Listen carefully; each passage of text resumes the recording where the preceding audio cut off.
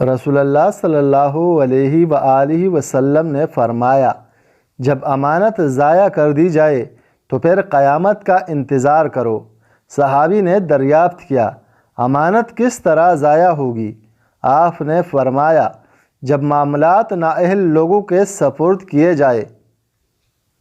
ام المؤمنین عائشہ صدیقہ رضی اللہ عنہا سے روایت کرتے ہیں کہ وہ فرماتی ہیں کہ رسول اللہ صلی اللہ علیہ وآلہ وسلم جوتا پہننے، کنگھی کرنے، وضو کرنے اور اپنے ہر کام میں داہنی طرف سے کام کی ابتدا کرنے کو پسند فرمایا کرتے تھے۔ رسول اللہ صلی اللہ علیہ وآلہ وسلم نے فرمایا، جس نے بیٹیوں کی وجہ سے خود کو معمولی سے بھی تکلیف میں ڈالا تو وہ بیٹیاں اس کے لیے دوزخ سے بچاؤ کے لیے آڑ بن جائیں گی۔ نبی کریم صلی اللہ علیہ وآلہ وسلم نے ارشاد فرمایا، سب سے جلدی جس چیز کا ثواب پہنچتا ہے وہ نیکی کرنا ہے اور رشتہ داری نبھانا ہے، اور سب سے جلدی جن کا عذاب آتا ہے وہ بغاوت اور رشتہ داری توڑنا ہے۔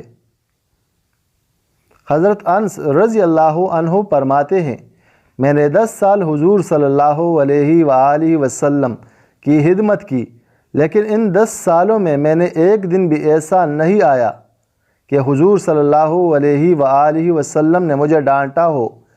ایک دن میرا بڑا جی چاہا کہ حضور صلی اللہ علیہ وآلہ وسلم سے ڈانٹ کھاؤ۔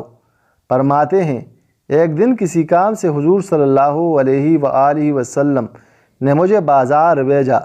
میں گیا، واپسی پر ایک جگہ تماشا ہو رہا تھا۔